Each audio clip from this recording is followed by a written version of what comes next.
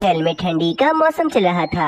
मीनू चिड़िया मजबूत घोंसले बनाकर पक्षियों को बेचती थी और मीनू चिड़िया का कारोबार बहुत अच्छे से चल रहा था। मीनू चिड़िया, तुम बहुत अच्छी हो। तुम्हारे बनाए हुए घर और घोंसले बहुत मजबूत होते हैं और तुम्हारे दाम भी एकदम मुनासिब हैं।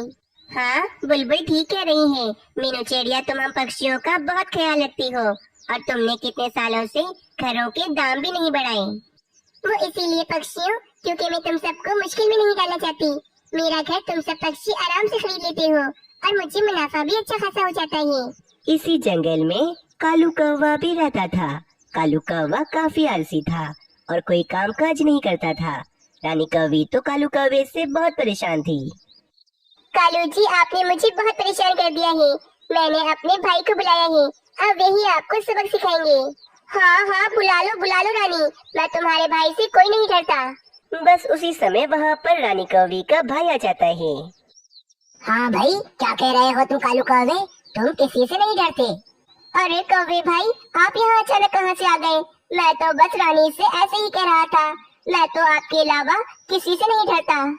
बस बस कालू कौवे, मैंने सब सुन लिया है, परंतु मैं आखिरी बार कहने आया हूँ कि कोई काम धंधा कर लो, वरना मैं रानी कौवी को हमेशा हमेशा के लिए अपने साथ ले जाऊंगा।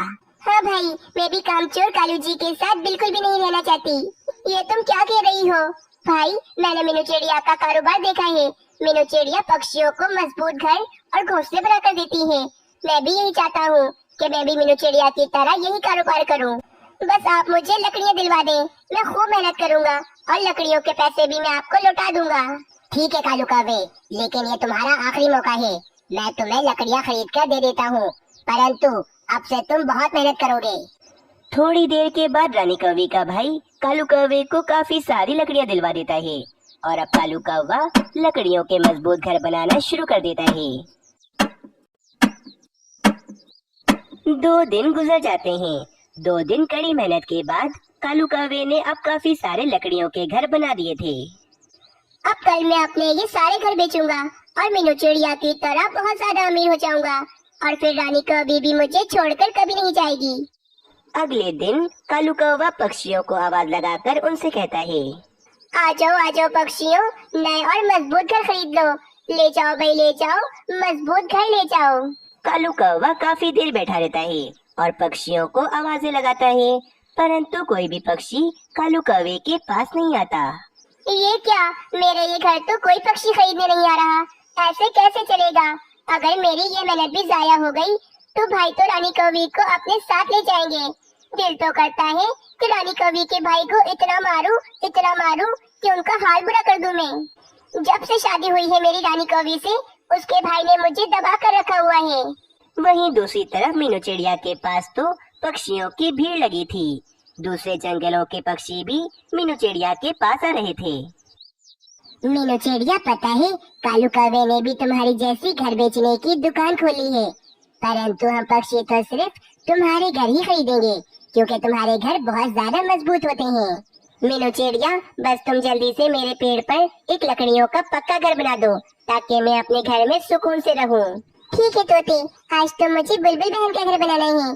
कल मैं पक्का बना दूंगी तुम्हारा घर। कालू कौवा मीनू चिड़िया के चलते धंधे को देखकर काफी ज्यादा जलता है। मीनू चिड़िया ने सारे पक्षियों को अपना बनाया हुआ है, छवि तो कोई पक्षी मुझसे मेरे घर नहीं खरीद रहा। मुझे किसी भी तरह सब पक्षियों को अपनी तरफ लाना होगा और ये जब ही मुमकिन है जब मीनू चिड़िया अपना कारोबार बंद कर दे। मैं मीनू चिड़िया का ये घर बनाने वाला कारोबार बंद करवा कर ही रहूंगा। बस फिर क्या था, कालू कौवा बुलबुल के घर के पास जाता है। ये बुलबुल का घर मीनू चिड़िया ने आज ही बनाया है, अब आएगा मजा। फिर कालू कौवा बुलबुल के घर में न होने का फायदा उठाकर उस घर पर जोर जोर से उछलता है, जिस कारण वे घर काफी ज्यादा कमजोर हो जाता है। बस अब ये घर बहुत ज्यादा कमजोर हो गया है, कुछ ही देर में ये घर टूट फूट जाएगा। ये कहकर कालू कौवा वहाँ से चला जाता है। कुछ ही देर बाद जब बुलबुल वहाँ पर आती है तो वे देखती है उसका घर तो नीचे गिर के टूट चुका था और उसके अंडे भी उसी घर के अंदर ही दब चुके थे। अरे बाप रे बाप, ये क्या हो गया? मैं तो लुट गई, बर्बाद हो गई। मेरे अंडे, ये घर कैसे टूट गया? ये तो नया घर मैंने मीनू चिड़िया से बनवाया था ना, मैं छोड़ूंगी नहीं उसे। बुलबुल गुस्से में फौरन मीनू चिड़िया के पास जाती है।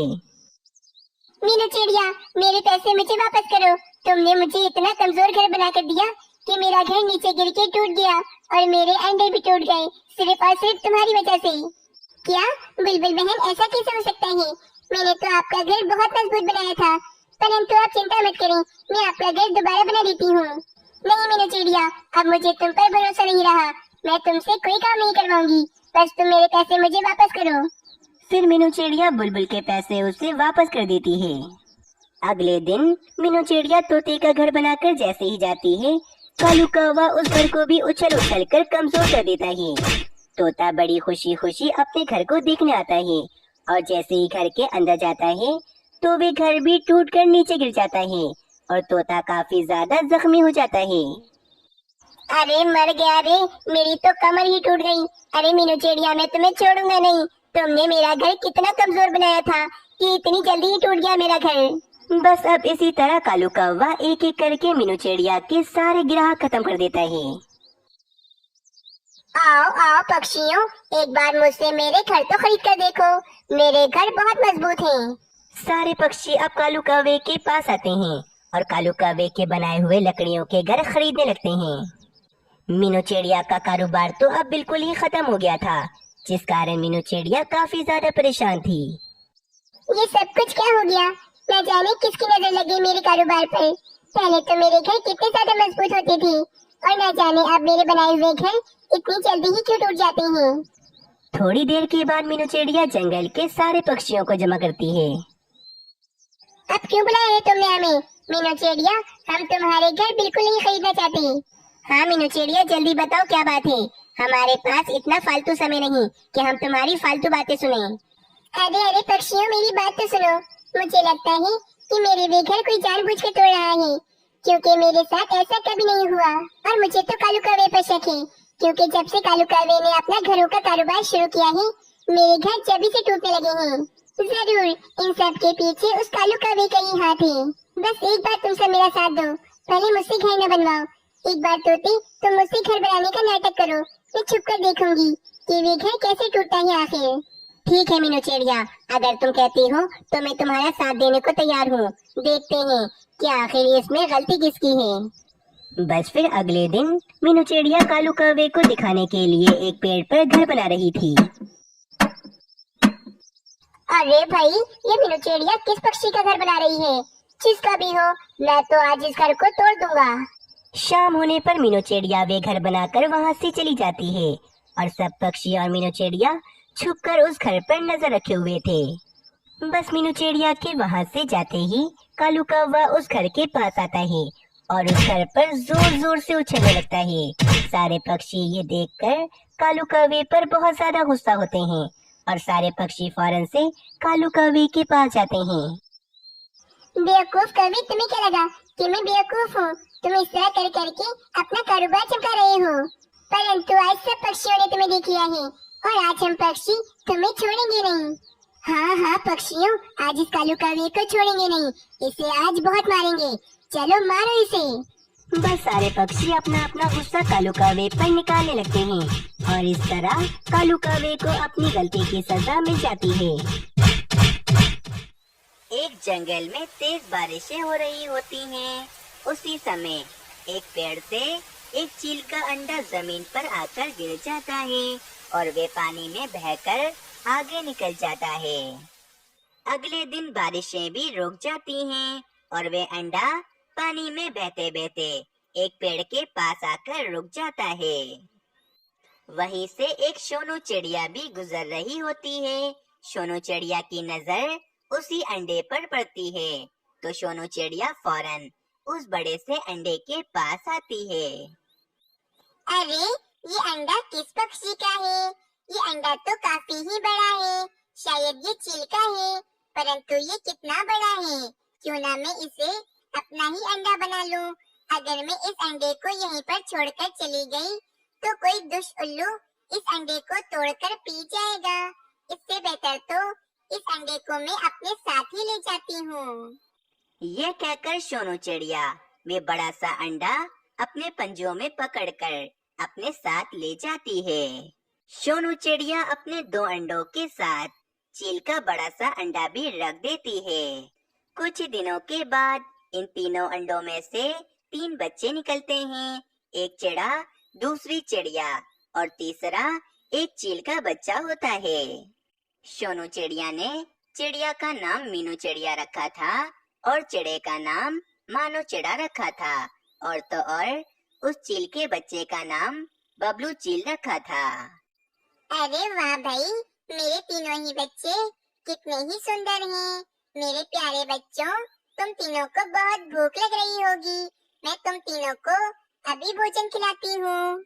फिर सोनू चिड़िया भोजन लेने के लिए चली जाती है। अरे भाई सोनू चिड़िया, मैंने सुना है कि तुम एक चील के बच्चे को पाल रही हो। चीलें तो हमारी दुश्मन होती हैं।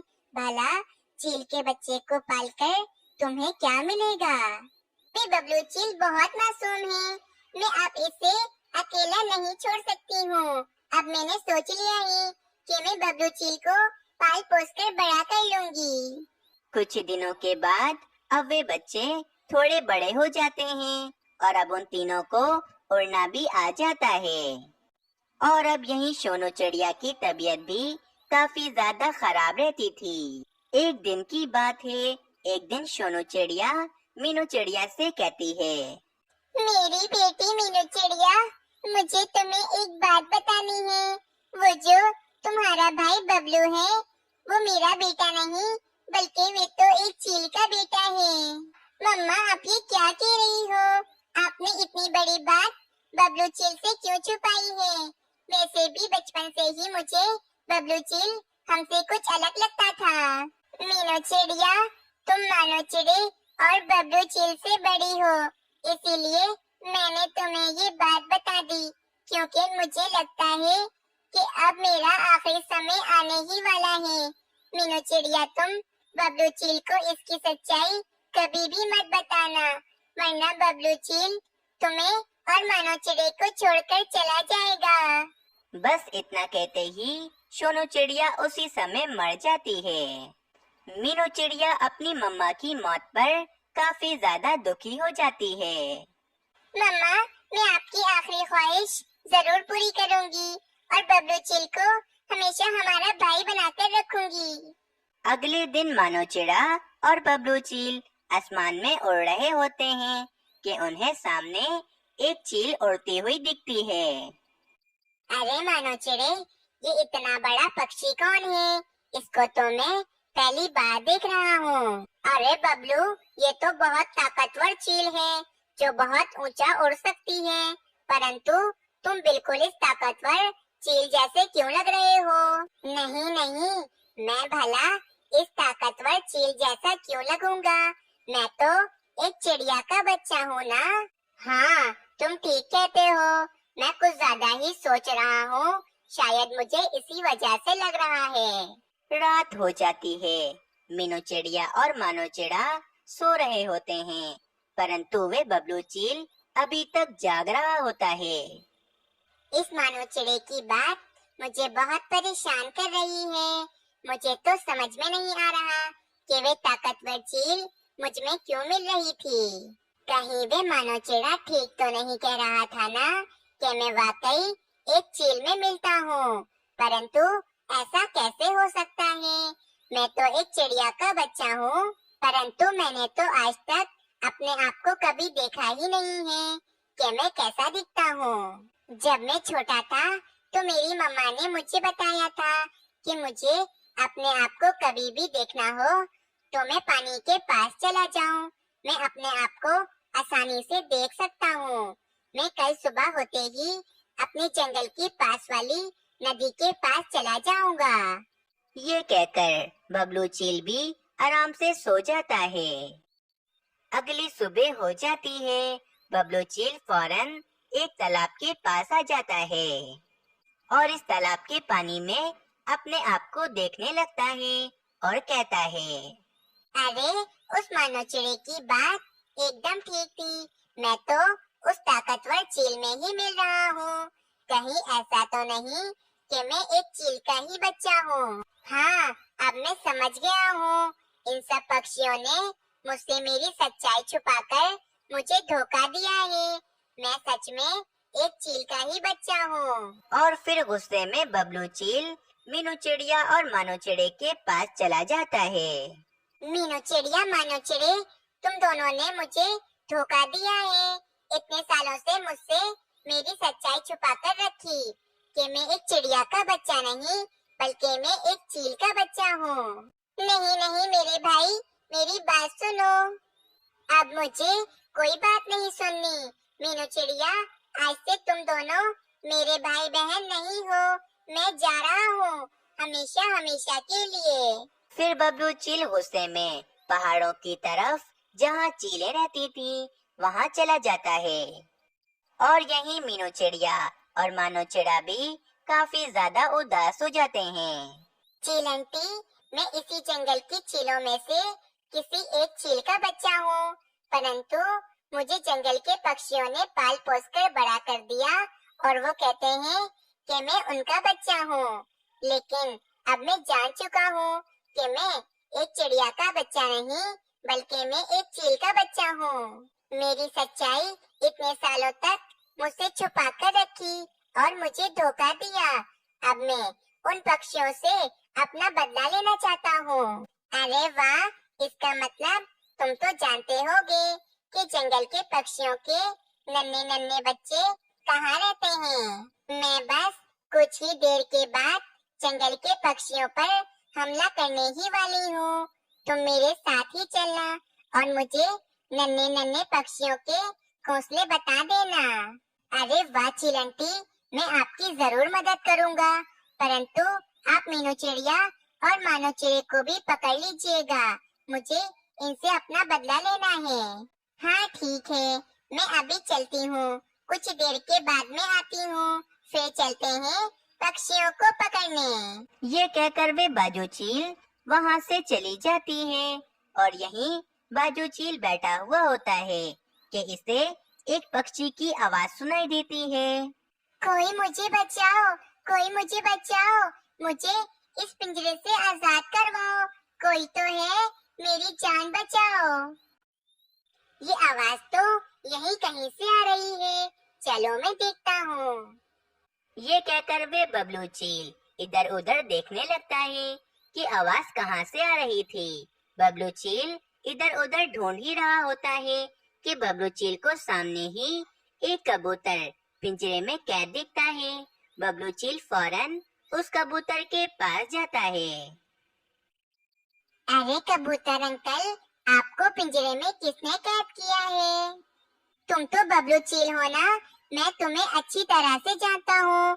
तुम्हारी चील मम्मा मेरी बहुत अच्छी दोस्त थी, परंतु उनकी तेज बारिश में मृत्यु हो गई थी और उनका अंडा पानी में बह गया था और फिर वे अंडा तुम्हारी दूसरी मम्मा सोनू चिड़िया ने उठा लिया था और इसे बिल्कुल अपने अंडों की तरह ही रखा था और फिर उस अंडे में से तुम निकले थे बबलू चील। सोनू चिड़िया ने तुम्हें अपने बच्चों की तरह ही पाला था। लेकिन बबलू चील, तुम यहाँ पर क्या कर रहे हो?